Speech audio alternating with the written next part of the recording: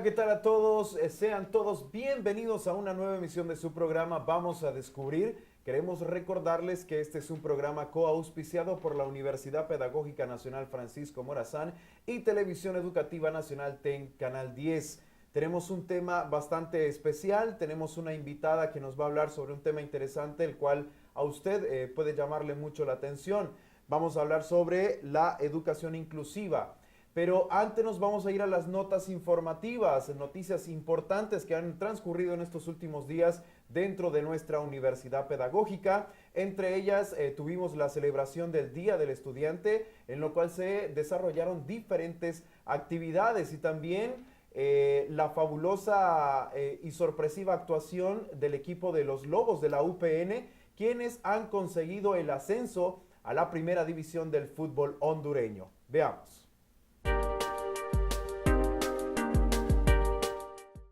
La familia de Lobos estuvo de fiesta. Autoridades y docentes de la Universidad Pedagógica Nacional Francisco Morazán celebraron el Día del Estudiante, una jornada dedicada a los jóvenes que son la razón de ser de esta casa de estudios, un evento cargado de diversas actividades, con participantes, artistas culturales, deportivas y la premiación de los alumnos de excelencia académica.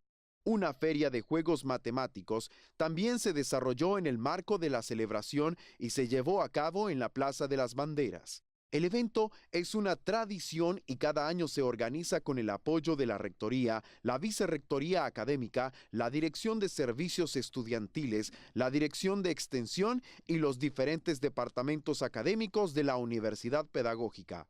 Presentaciones artísticas de cuadros de danza, conjuntos musicales, mimos, estatuismo, juegos tradicionales, zanqueros y refrigerio fueron parte de dicha celebración.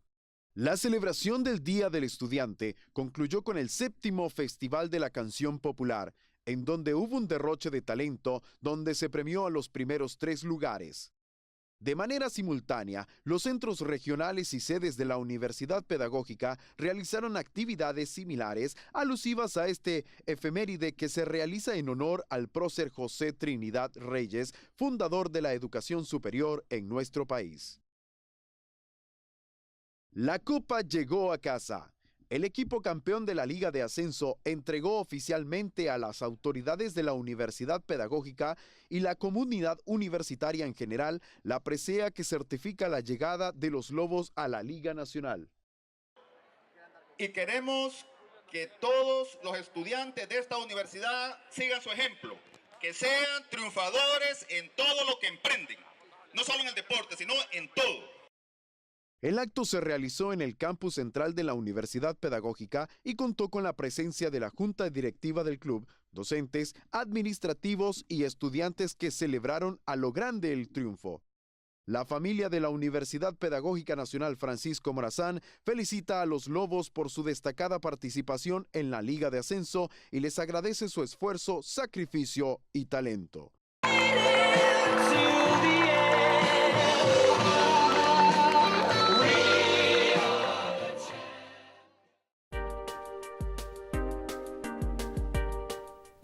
Bien, gracias por continuar con nosotros. Como dijimos al inicio, tenemos un tema bastante interesante. Hablaremos sobre la educación inclusiva y para eso tenemos a una invitada especial y especialista en este tema, la doctora Carla Paz, quien es coordinadora del INIES, Instituto de Investigación Educativas y Sociales de nuestra Universidad Pedagógica, quien también es parte del Departamento de Educación Especial y como lo dijimos al principio, sabe muchísimo de este tema y es por eso que la tenemos con nosotros.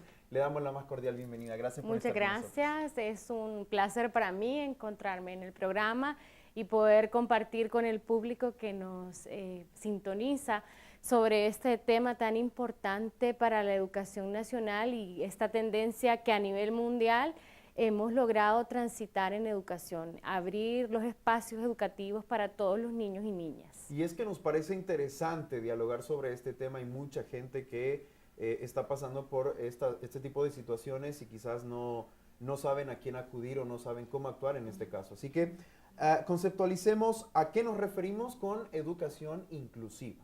Bueno, lo primero que debemos comenzar diciendo es que la educación anteriormente se creía como un espacio en donde se atendían grupos de estudiantes homogéneos, es decir, que todos aprendíamos de la misma manera y que la educación debía de atender a los niños o jóvenes estudiantes que tenían una característica de diversidad, como por ejemplo una condición de discapacidad en una escuela diferenciada. Y es ahí donde surge la denominada educación especial, y es donde se comienzan a formar especialistas en este campo, como mi persona, que fuimos formados para atender un tipo de población, la población con discapacidad. Sin embargo, la evolución de los paradigmas educativos nos han llevado a este momento actual de transitar hacia una educación inclusiva. ¿Qué significa educación inclusiva? Significa que los espacios educativos son para todos y todas, sin importar una condición de diversidad como el género, como la raza, como la lengua, como la discapacidad, como también los talentos excepcionales, niños, por ejemplo, que son con condiciones intelectuales superiores. Entonces, la educación inclusiva es aquella educación que acoge las diferencias y que las ve no como un obstáculo, es decir, un profesor no debería preocuparse porque en su salón de clases hay un niño con trastorno del espectro autista o porque hay niños que tienen bajo rendimiento. Eso sería una oportunidad. Desde la educación inclusiva consideramos que es importante eliminar todas las barreras que permiten aprender y participar en los ambientes educativos para democratizar el proceso de enseñanza-aprendizaje. ¿Y qué quiere decir democratizar?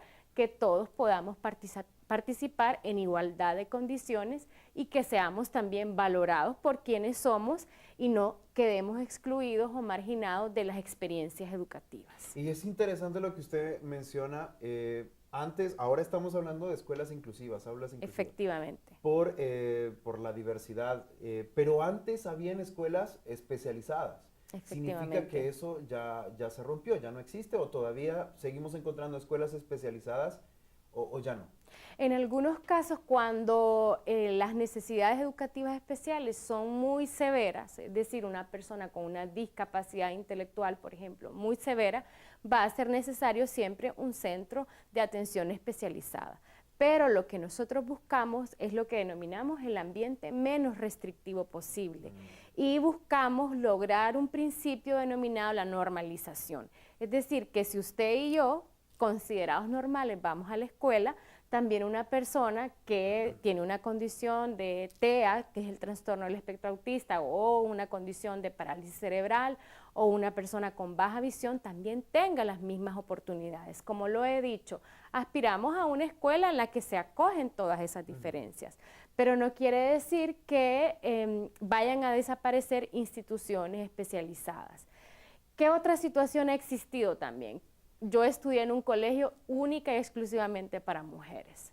Entonces, ¿qué ocasiona eso? Muchas veces tener una visión fraccionada de la realidad. ¿Cuál es la realidad? Hombres y mujeres conviviendo, la relación entre ambos géneros, aprendiendo a convivir, a resolver problemas. Y no es que yo no haya podido desarrollar eso, pero sí una educación centrada para las mujeres o para los varones, pues resta esa oportunidad de ver la diversidad como una experiencia enriquecedora.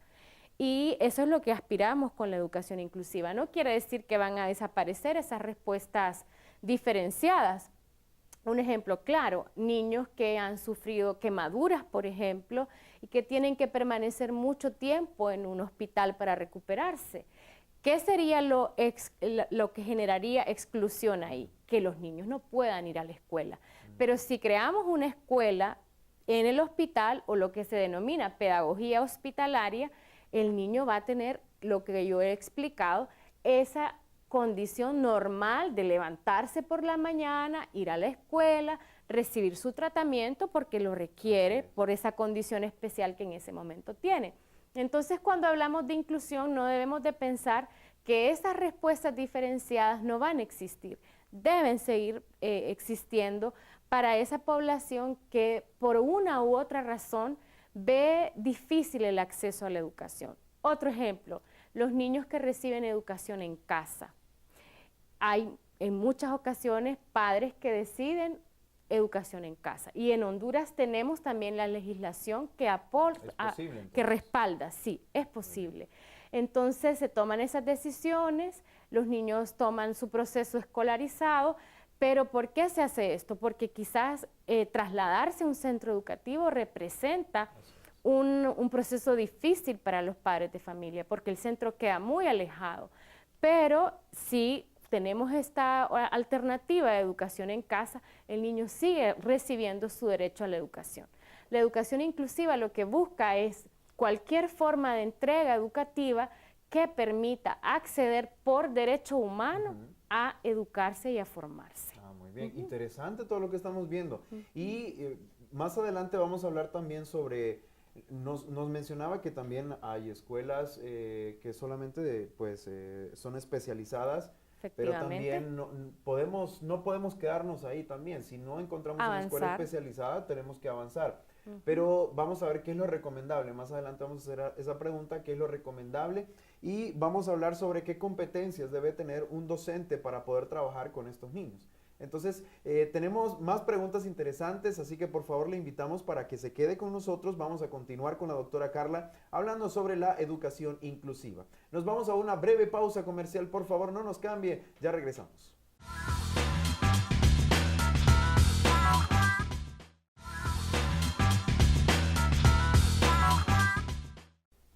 Bien, gracias por continuar con nosotros. Estamos hablando sobre un tema muy interesante, educación inclusiva. Hemos conceptualizado acerca de la educación inclusiva y también nos hablaba sobre las escuelas especializadas, sobre que no debemos de quedarnos estancados. Y mi pregunta va dirigida en ese momento. Sabemos que hay escuelas especializadas, por ejemplo, hay escuelas para ciegos, hay escuelas para sordos, está el Instituto Psicopedagógico Juana Leclerc y muchas otras instituciones más que nos pueden ayudar en estos aspectos. Hay personas que ponen a sus niños en escuelas, por así decirlo, normales. Sí, regulares. Regulares, bien. Pero hay gente que les aconseja, no los metas ahí, mira que es malo porque no son igual que, entonces lo van a excluir. Más no es verdad. Entonces, si bien es cierto, hay ventajas y desventajas, pero ¿qué es lo recomendable? Bueno, lo recomendable es que, como lo decía anteriormente, el niño pueda asistir a un espacio educativo que sea lo menos restringido posible. Es decir, que si él tiene las potencialidades para formar parte de un centro regular, acuda al centro regular. ¿En qué caso vamos a recurrir a estos centros especializados? Cuando la condición de diversidad, ya sea esta una discapacidad o una condición también socioeconómica precaria o el hecho de vivir en una zona rural, me haga a mí tener que asistir a un tipo de enseñanza especializada. Los centros no pueden desaparecer. Recientemente se aprobó en el país la Ley Fundamental de Educación, que tiene 23 reglamentos y uno de ellos es el Reglamento de Educación Inclusiva. Y el mandato es que los centros de educación especial pasan a ser centros de recurso de apoyo a la educación inclusiva. Sin embargo, deberán siempre tener las puertas abiertas para aquellos casos que requieran atención de esta naturaleza. ¿Qué es lo más aconsejable? Avanzar, como usted lo decía, por esta convivencia heterogénea y real, porque esta es la vida real, esta es la sociedad, todos somos diversos, y entonces aprovechar esa diversidad para aprender. Muchos padres tienen miedo para hacer estos procesos porque creen que sus hijos van a ser excluidos. Un factor clave, como usted lo ha dicho, es la formación del profesorado. En la UPN nos estamos preocupando por esto.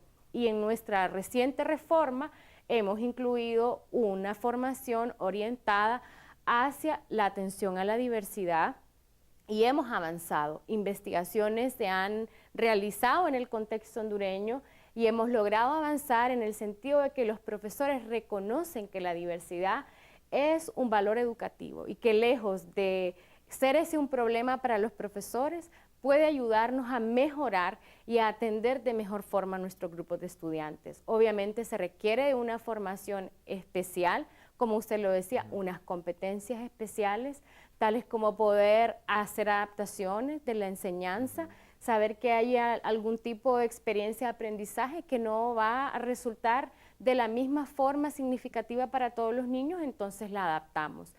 En nuestra universidad también tenemos una sala de medios adaptados, es otro elemento crucial del proceso, necesitamos muchos recursos, la tecnología es fundamental y en Honduras se están impulsando centros en el INICE, en Infragnovi, también la UPN, que puedan brindar el servicio, por ejemplo, de impresión en braille, o que podamos tener intérpretes que puedan hacer la traducción para niños que son niños sordos y que a través del lenguaje de señas pueden acceder a las experiencias educativas. Y es que vale recalcar que la universidad se ha preocupado mucho Sí. por esa parte y quiere dejar su huella, quiere seguir fortaleciendo la educación en ese aspecto. Hemos visto también que entre las aulas hay intérpretes, porque la comunidad de sordos ha aumentado dentro de nuestra institución. De nuestra institución. Entonces Así es. se está fortaleciendo esa área y eso es muy bueno. Y no solamente aquí dentro de la universidad, sino que se quiere expandir también este recurso. Efectivamente. Doctora, nos mencionaba acerca de las competencias de los maestros. Bien, nosotros como universidad ofrecemos, ¿verdad?, que los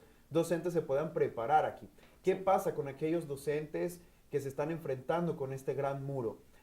Muchos, he platicado con algunos docentes en algún momento y me han dicho, ellos merecen más atención que los demás y a veces no tengo tiempo de estar con ellos y me tengo que dividir, es complicado. ¿Qué competencias realmente debe tener aquel maestro que nunca ha tenido experiencias en cuanto a estudiar o a especializarse en este aspecto? Quizás lo aconsejable sea que se especialice, pero ya en el campo, ¿qué competencias debe tener? Si debe de estar atento en algo, en prepararse para algo. Claro, la competencia esencial que un profesor debe de adquirir es, en primer lugar, comprender que la diferencia no nos resta en educación, que la diferencia nos aporta. Si yo en realidad trabajar nuestro sistema de creencias, si yo en realidad pienso que un niño con discapacidad intelectual no debe participar de la educación regular, desde allí estamos poniendo una barrera de aprendizaje. Trabajar esa parte actitudinal es fundamental. Un profesor debe llegar a los salones de clase con la firme creencia que todos los niños, que todos los estudiantes pueden aprender. Esa es la primera y hay que trabajarla.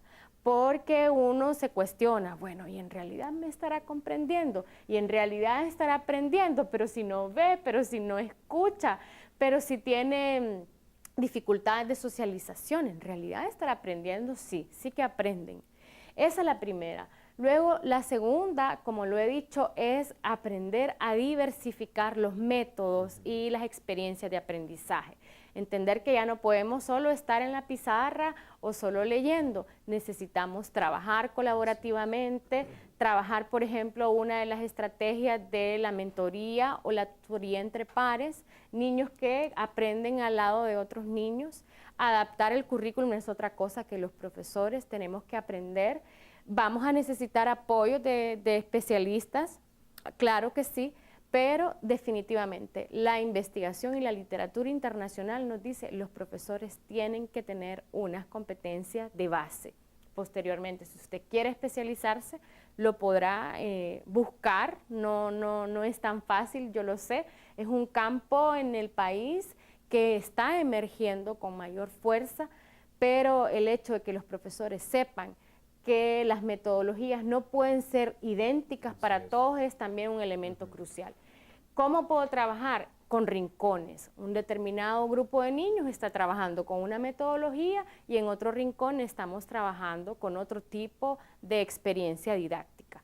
Entonces, alternar el trabajo en pequeños grupos, no trabajar con el grupo entero, es una estrategia crucial. Entonces, todo el manejo didáctico de la disciplina de nuestro campo de especialidad, ya sea matemáticas, ciencias naturales, requerirá de que podamos recibir en nuestra formación inicial y permanente estrategias didácticas diversificadas, muy ricas, ¿de acuerdo? Y luego la colaboración, aprender a trabajar con otros profesores.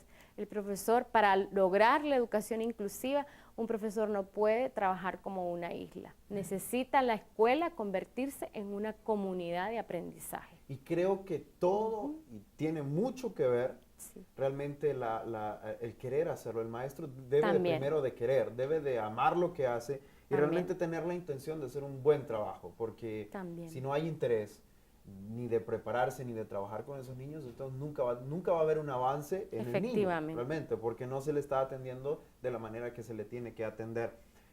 Interesante también, hemos visto hemos visto niños, por ejemplo, con autismo, Sí. que son niños que son alejados, ¿verdad? Pero hemos visto que cuando se involucran en estas escuelas regulares les ayuda mucho Por porque conviven supuesto. con los demás niños, pero no solo la reacción del niño autista me llama la atención, sino de sus compañeritos. Claro. Yo tuve la experiencia porque en el CIE, ¿verdad? Hay también niños así, y tuve la oportunidad de estar con un grupo de ellos y cómo cuidaban a ese niño, cómo se unían para cuidar al niño, lo andaban de allá para acá. De hecho, realmente no solamente es ese caso, hay un montón de casos en donde los niños aprenden a convivir, aprenden a compartir y crece en ellos ese sentimiento de colaboración y eso es positivo a la larga, ¿no? Efectivamente. Entonces, bien, hablábamos también sobre las competencias, hablábamos conceptualizamos ya realmente lo recomendable, qué es lo que debe de hacer un padre de familia si dejar a sus niños en una escuela regular o una especializada. A la larga, todo tiene resultados positivos. Sí. Bien, pero ahora, esto va creciendo, como usted lo acaba de decir. Va creciendo, va en aumento. Los maestros ya dijimos que se tienen que preparar. Nosotros como universidad pedagógica, si bien es cierto, sabemos que estamos trabajando, que se está haciendo algo, pero ¿qué se está haciendo en la educación inclusiva? Nosotros como universidad pedagógica, hablando específicamente. Bueno, lo primero es aportar a la formación inicial de docentes en materia de educación inclusiva y atención a la diversidad. Como lo he explicado, nuestros planes de estudio que se reformaron en el año 2009 han comenzado a preparar con mayor conciencia y con mayor fuerza para atender a la diversidad. Anteriormente, ciertas carreras recibían formación, pero hoy en día todas las carreras deberían estar impulsando el tema. ¿Qué otra cosa estamos haciendo como institución? Tenemos dentro de la universidad el proyecto de atención a la diversidad que atiende población con necesidades educativas especiales a nivel universitario, pero también tenemos una comunidad que es nuestro Centro de Investigación e Innovación Educativa, CIE, que durante muchos años ha desarrollado un programa de educación inclusiva y creo que es un modelo muy significativo que podría replicarse en otros centros educativos del país. Entonces, ¿qué hacemos como universidad? Crear prácticas de educación inclusiva que puedan replicarse en otros contextos. Y como lo he dicho también, pues un trabajo fuerte en materia de investigación que también la universidad ha estado desarrollando para aportar datos que nos permitan tomar mejores decisiones a nivel de política educativa. Un gran esfuerzo que se está haciendo a nivel del país es que se están haciendo las adaptaciones para todos los ciclos del sistema. En el caso de que existe un estudiante con discapacidad visual, ¿qué puede hacer usted? En el caso de que hay un estudiante con trastorno del espectro autista, ¿qué puede hacer usted? Es decir, el DCNB, la Secretaría de Educación, recientemente yo tuve la oportunidad de ver el enorme trabajo que están haciendo, están realizando las adaptaciones necesarias. Porque es muy fácil decirle al profesor, mire, ahora usted, ¿verdad?, tiene que atender a esta población que es diversa, pero no le damos las herramientas. Entonces, el país está haciendo un esfuerzo importante. Las instituciones del sector discapacidad también hacen un trabajo arduo y tenaz para poder eliminar esas barreras que lo que han generado son exclusión. Queremos una sociedad hondureña, como usted lo decía, que logre convivir más sanamente. Es que la inclusión no solo beneficia a aquel individuo que ha visto postergado su acceso a la educación, nos beneficia a todos porque me hace más sensible, más humano, me hace entrar en un proceso de convivencia muchos de estos conflictos que tenemos en el país y como sociedad humana, creo que pueden irse dispersando y minimizando con el avance de la educación inclusiva, porque educación inclusiva también es sinónimo de justicia social. Y falta mucho por hacer. Por supuesto. Se ha hecho mucho, pero falta muchísimo por hacer, por pero supuesto. Lo bueno es que se está trabajando en eso, tanto el gobierno como la Universidad Pedagógica están poniendo mucho de su parte para poder trabajar en esta área. Así es. Vamos a hablar también sobre, más adelante, vamos a hablar sobre las herramientas que se pueden utilizar, que el docente debe saber y que los padres de familia también deben de conocer cómo se puede trabajar en este aspecto. Bien, como haciéndole honor al nombre del programa, estamos descubriendo sobre la educación inclusiva y esperamos que así como nosotros estamos aprendiendo muchísimo de la doctora, hay cosas que uno no sabe y que las viene a aprender acá. Espero que usted también esté aprendiendo muchísimo de eso. Así que espero esté disfrutando el tema. Vamos a continuar con esto. Antes nos vamos a ir a una breve pausa comercial. Por favor, no se vaya. Quédese con nosotros que ya regresamos.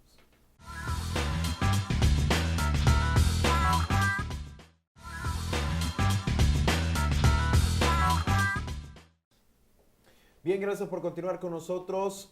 Seguimos hablando sobre la educación inclusiva con la doctora Carla Paz, quien es coordinadora de investigación del Instituto de Investigación Educativa y Social, INIES. INIES.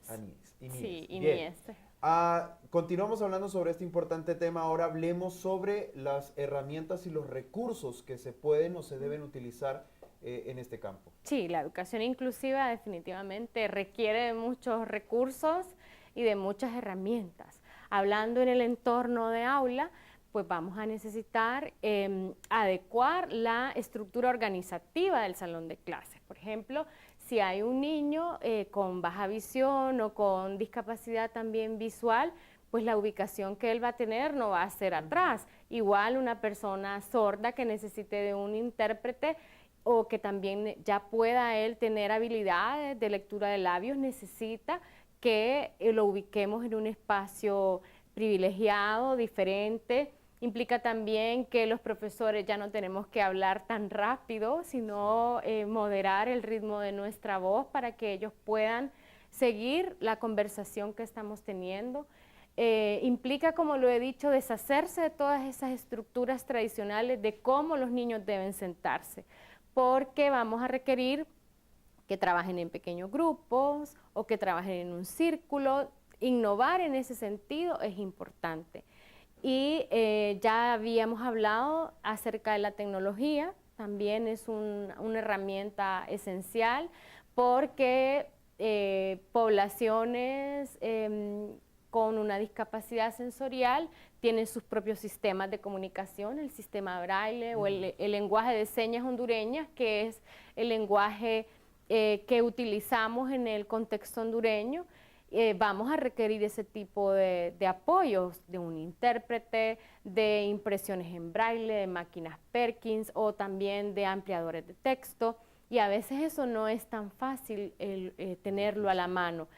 Pero habrán algunos centros de recursos que estamos generando en el país que si bien no son lo suficientes, al menos estamos iniciando en avanzar en este sentido. ¿Qué más necesitamos? Pues adaptar también los materiales educativos a esas condiciones de diversidad. Si estamos hablando de educación diversa a nivel cultural, pues que también algunos textos estén en las lenguas autóctonas de nuestros pueblos, autóctonos que viven en el país, de nuestras etnias.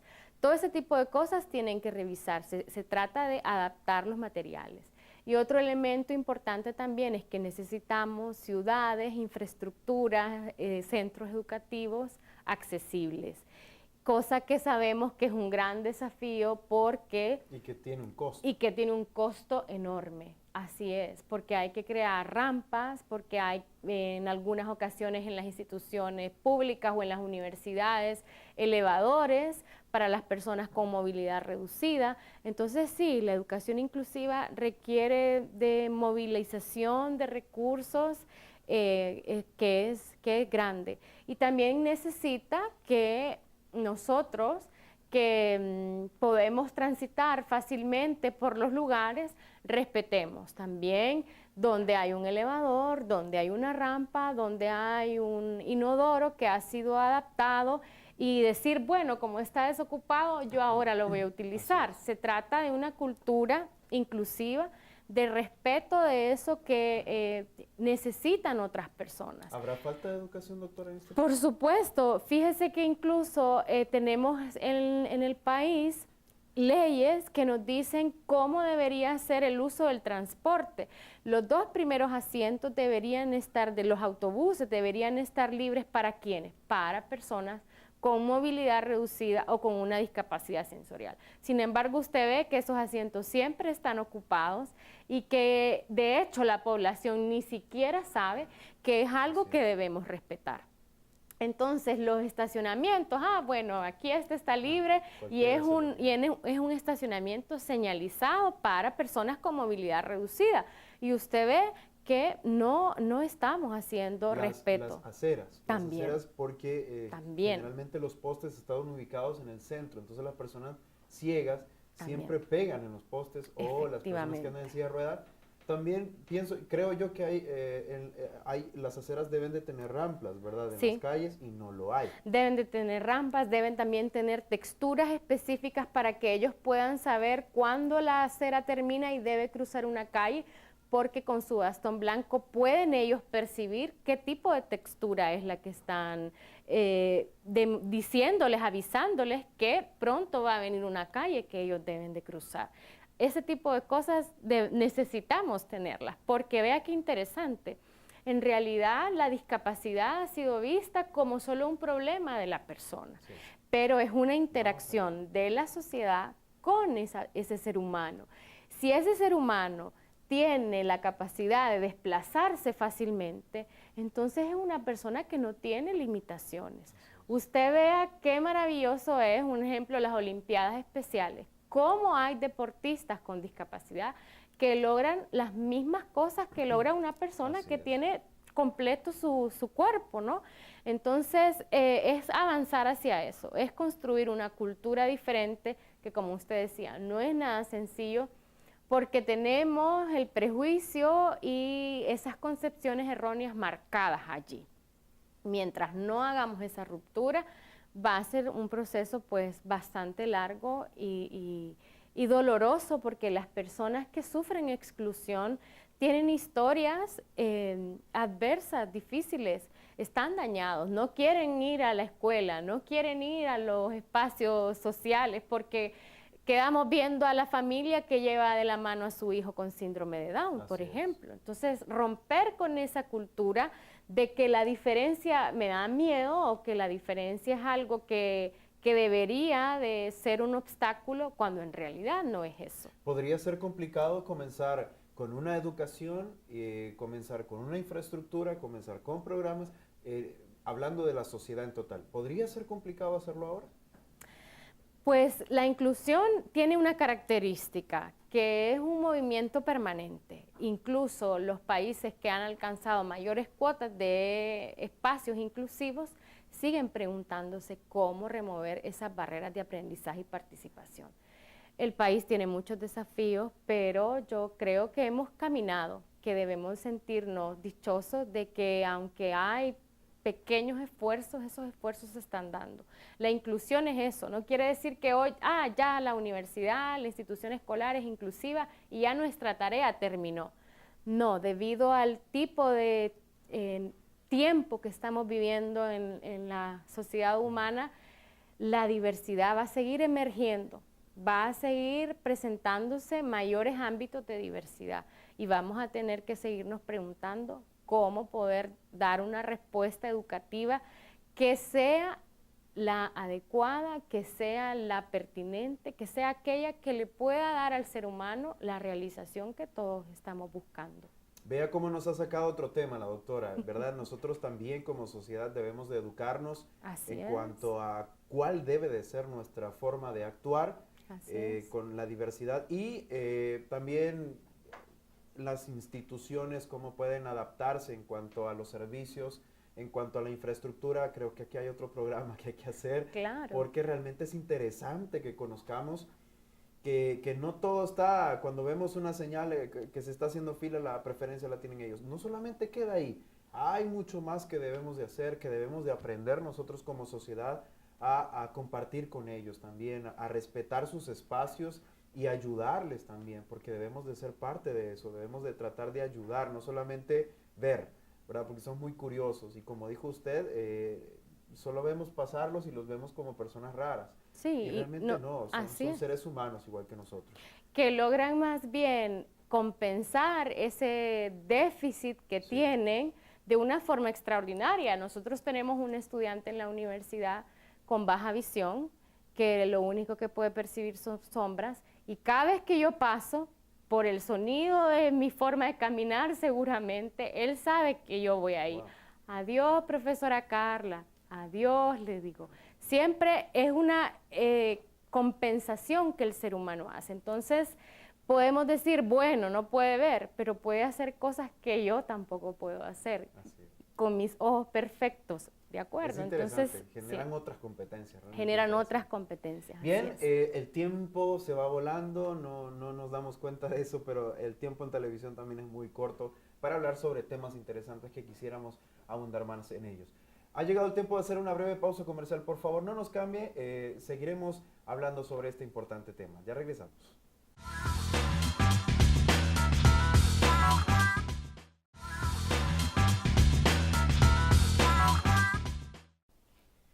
Bien, gracias por continuar con nosotros. Seguimos hablando sobre la educación inclusiva. En nuestro programa vamos a descubrir con la compañía la doctora Carla Paz, quien nos está ayudando en abordando este tema importante. Bien, hemos hablado de situaciones importantes, hemos hablado de Sí. que nosotros también debemos de tener conciencia en cuanto a lo que está pasando en cuanto a la educación inclusiva. Bien, nos hablaba usted en bloques anteriores acerca de las herramientas que podría tener un docente para trabajar en esta área. También nos mencionaba en cuanto a la infraestructura, cómo debe de estar preparada, por ejemplo, un centro educativo para recibir este tipo de personas, la ubicación dentro de las aulas, la necesidad de intérpretes, por ejemplo, para las personas sordas. Pero, ¿qué pasa cuando realmente nos vemos con estas limitaciones y no tenemos pues cómo tenerlas pues en nuestro centro educativo? Quizás hay maestros que quieren que sus niños aprendan, que quieren que sus niños sean incluidos, pero no tienen con qué, no tienen recursos. Entonces, ¿qué pasa? ¿Qué se puede hacer? Bien, este es un desafío enorme y sobre todo para países de Latinoamérica donde la pobreza y la característica de escuelas que siguen siendo multigrado prevalece. Es decir, un profesor que atiende todos los grados y que tiene el desafío también de que sus niños viven en zonas de pobreza y en zonas rurales. Entonces, aquí podemos hacer varias cosas. Lo primero es que necesitamos promover lo que se llama la rehabilitación basada en la comunidad. Hay mucha literatura al respecto y muchas organizaciones que también en el país, un referente claro que tenemos el trabajo decidido y hermoso que hace el Juana Leclerc, por ejemplo. Así es. Ellos tienen una metodología de rehabilitación basada en la comunidad extraordinaria. ¿Qué es lo que se hace? Habilitar, formar a los padres de familia, a los maestros, a la comunidad, para crear ambientes más inclusivos. No pueden contar con la presencia de un profesional de la educación especial o con un psicólogo, un terapista del lenguaje, que son profesionales vinculados con el campo de la atención a las personas con necesidades especiales, pero poco a poco, con la presencia de especialistas que visitan las comunidades con cierta regularidad, se pueden ir fortaleciendo las capacidades comunitarias. Y en algún tiempo también la carrera de educación especial en una comunidad cercana de Tegucigalpa vivió esta experiencia de habilitar a la comunidad para hacer frente a sus propias necesidades y atender a sus propios pobladores. Entonces, formar capacidades en ese sentido, incluso hay mucha literatura sobre cómo con los recursos que hay en la comunidad, árboles, algunas cuestiones de adobe, cómo se pueden crear aquellas condiciones y aquellos recursos que desde la comunidad y con los recursos de la comunidad puedan emplearse. Esto ha tenido que ser así por las condiciones del contexto latinoamericano que vivimos, no en otras sociedades. En otras sociedades, pues los recursos están más a la mano. En este caso sí, hay muchos desafíos, pero las universidades también juegan un papel fundamental. La Universidad Nacional también aporta con los profesionales que se forman allí, terapistas funcionales, también los intérpretes en lenguaje de señas, que es una carrera que le pertenece a la Universidad Nacional, también están tratando de hacer la expansión de esos recursos. Entonces, ¿qué hacer? Abocarnos también a los espacios de las universidades y la presencia que pueden tener de los centros regionales, aprovechar también las capacidades de las ONGs que tienen formación en este sentido. ¿Para qué? Para empoderar a la comunidad y con los recursos de la comunidad. No vamos a llevar una lupa sofisticada, pero sí podemos construir una a bajo costo con los recursos que hay en ese ambiente comunitario. Sí, y es que no hay excusa entonces. No, no hay. Debe de existir un interés a través de la comunidad para poder proveer de estos recursos, quizás como dice usted, no tan costosos, porque realmente todo implica dinero, es la verdad, es la realidad en nuestro país, todo implica dinero, pero solamente tiene que pasar por el interés, ¿no? De querer hacer las cosas. Se debe comenzar entonces educando a la comunidad, haciendo conciencia en la comunidad para que la comunidad pueda responder a través de este tipo de actividades. Y bien, es positivo todo lo que hemos hablado. Doctora, quizás hay docentes que tengan la intención de hacer todo un trabajo realmente exclusivo en cuanto a eso, pero quizás no tienen la motivación. ¿Qué podríamos decirle a esos docentes? O sea, realmente quiero, pero no sé cómo empezar, o no sé a quién acudir, ¿qué hago? Esa es una gran pregunta que pasa por la cabeza de muchos docentes en este momento que quizá nos estén viendo. ¿Qué podríamos decirles? Como lo he dicho, que la escuela se abra para atender las diferencias es un enorme desafío para los profesores, porque no hemos sido formados para atender la diversidad. Creemos que vamos a encontrar un alumno estándar, que todos van a aprender y que sí, habrá uno que otro que tenga sus dificultades, pero lo que estamos reconociendo hoy en día es que cada estudiante que está presente en nuestro salón de clases es único e irrepetible. Entonces eso genera mucha ansiedad, mucho estrés, porque no hemos recibido formación para ello. Vamos a necesitar de procesos de desarrollo y de formación permanente del profesorado para habilitar, formar competencias, conocimientos que puedan servirles a esos profesores para hacer unas atenciones más incluyentes en sus salones de clase. Sí, puede tener miedo, yo estoy de acuerdo. Yo soy formada en el campo de la educación especial y cada vez que tengo un estudiante con una característica de diversidad evidente, empiezo a cuestionarme cómo la puedo atender. Pero allí radica la riqueza de todo esto. ¿Cómo puedo atenderla? ¿Cómo puedo hacer que la experiencia educativa que yo vaya a generar en el aula sea también significativo para ella? Yo creo que todos tenemos ese sentido de solidaridad y que todos podemos perfectamente decir, sí, yo quiero, usted ha dicho algo fundamental, asumir una actitud de responsabilidad y de compromiso es fundamental, si no, no vamos a avanzar en este camino. Y en todos los aspectos, realmente eso se debe de incluir en todos los aspectos. Sí. Realmente hay cosas que sí definitivamente merecen un poquito más de atención que otras, pero lastimosamente el tiempo no nos da. Pero es importante todo lo que hemos aprendido. Pero en resumen, todo pasa por el querer hacer las cosas, el querer abrirnos en este campo, porque muchas veces somos cerrados en este tema. No queremos colaborar quizás porque no queramos, sino porque no sabemos cómo colaborar. Es lo que el ejemplo que usted acaba de poner. Muchos nos hemos atravesado con esa barrera de estar frente a una persona con discapacidad y no sabemos qué hacer, no sabemos ni cómo hablarle, ni cómo ayudarle. Entonces realmente no se necesita ninguna técnica para hacerlo, simple y sencillamente querer hacerlo y la manera irá saliendo. ¿verdad? Entonces, igual nosotros cuando hemos tenido experiencias de trabajar con niños ciegos, ha sido realmente experiencias increíbles, como usted nos puso un ejemplo de un niño que le escuchaba solamente con dar sus pasos. Igual yo, me ha pasado, una vez visité a una persona ciega, a su oficina, estaba de espaldas, yo ni siquiera le hablé, ni siquiera hice algún ruido y me dijo, Jorge, ¿estás ahí? Y yo me sorprendí porque tienen una capacidad increíble, Claro. Tienen otras competencias que quizás Que nosotros no llegamos a desarrollar. Y realmente es interesante.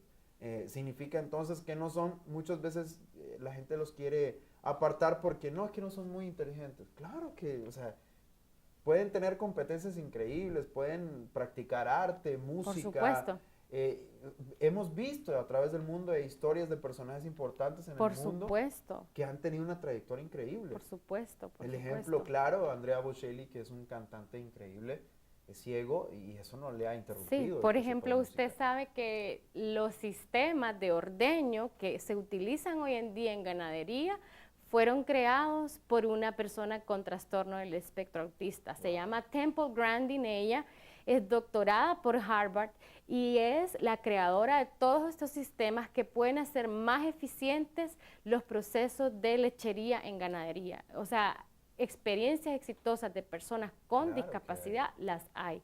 ¿Por qué? Porque las familias, porque las sociedades han creído que eso es posible. Así es, y el mensaje también va para esas personas que tienen este tipo de discapacidades que quizás se ven limitadas. Sí se puede, claro que se puede, no hay excusa. Bien, vamos a ir a la última pausa comercial, ya hemos entrado a la recta final del programa. Por favor, no se vaya, que vamos a finalizar el programa en este bloque que viene. No se vaya, ya regresamos.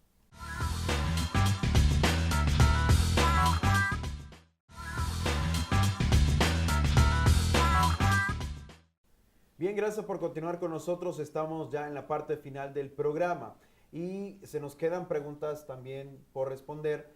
Y una de ellas es cuando los padres de familia llevan a sus hijos a los centros educativos y se les cierra la puerta debido a su discapacidad. ¿Qué se debe de hacer? ¿Qué se puede hacer? ¿Cuál es la manera de dónde acudir? O ¿cuál es la respuesta a esto? Sí, creo que ese es uno de los desafíos con los que se enfrentan los padres, buscar qué centro educativo puede acoger y atender a mi hijo, saber que usted como padre de familia y su hijo o hija tiene el derecho a la educación y que esto no se puede negar. Pasa mucho quizás en los colegios privados, que asisten al colegio y les dicen, nosotros no lo podemos atender.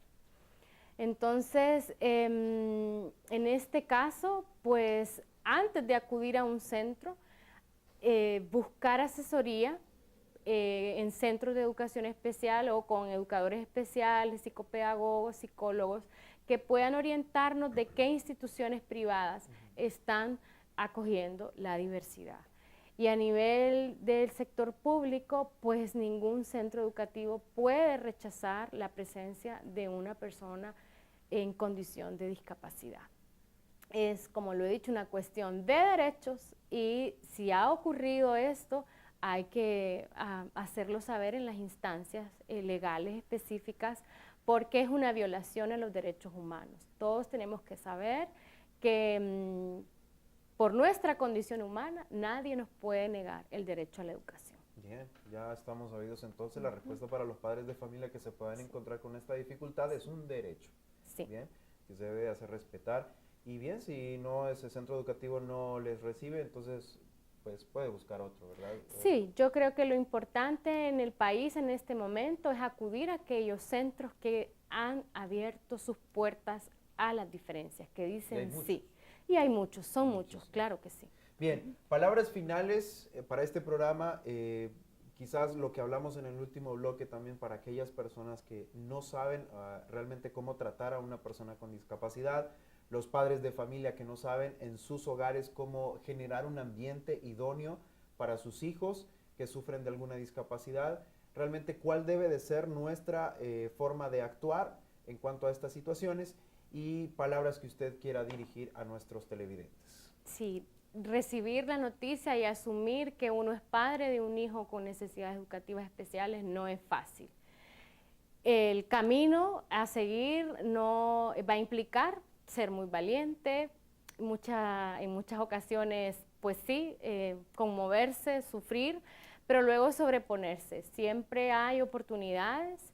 Es necesario buscar, como lo he dicho, las asesorías necesarias para este proceso. ¿Quiénes somos los especialistas, educadores especiales, psicólogos educacionales que tengan experiencia en dificultades de aprendizaje?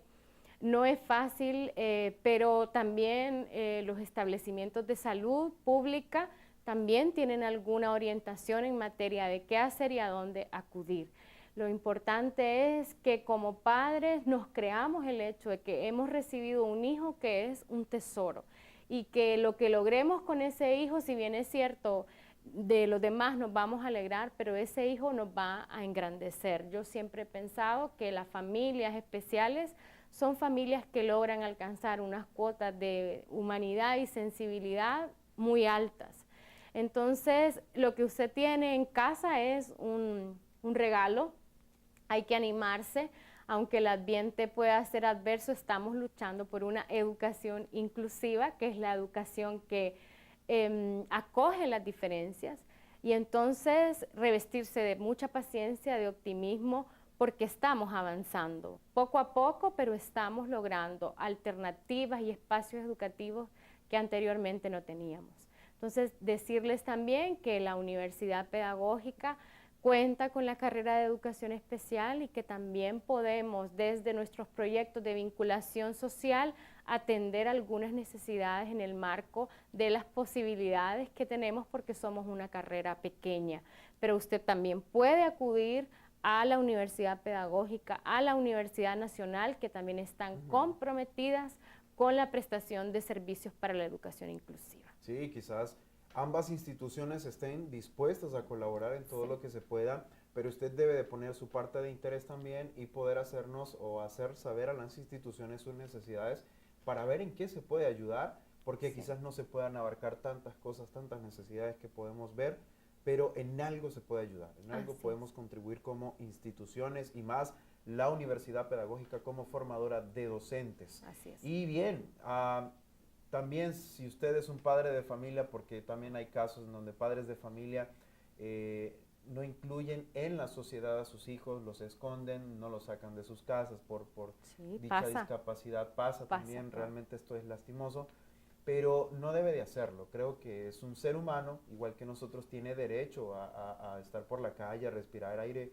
a convivir con otras personas, y es por eso que muchas veces estos niños se vuelven apáticos a la sociedad. Claro, uno puede, por ejemplo, tener el miedo de dirigirse a una persona con discapacidad y decirle necesita ayuda, y que él le diga no, yo puedo solo, y que no es, y esa respuesta nos parezca bueno, pero yo lo que quería era colaborar, ayudarle. Entonces, tener la paciencia de saber que han sufrido, que han sido muchas veces objeto de exclusión, y que con toda la naturalidad del mundo usted puede ofrecer su ayuda, y si él le dice que no, pues no sentirnos mal, porque recuerde que lo que buscamos en educación inclusiva es que la persona sea autónoma.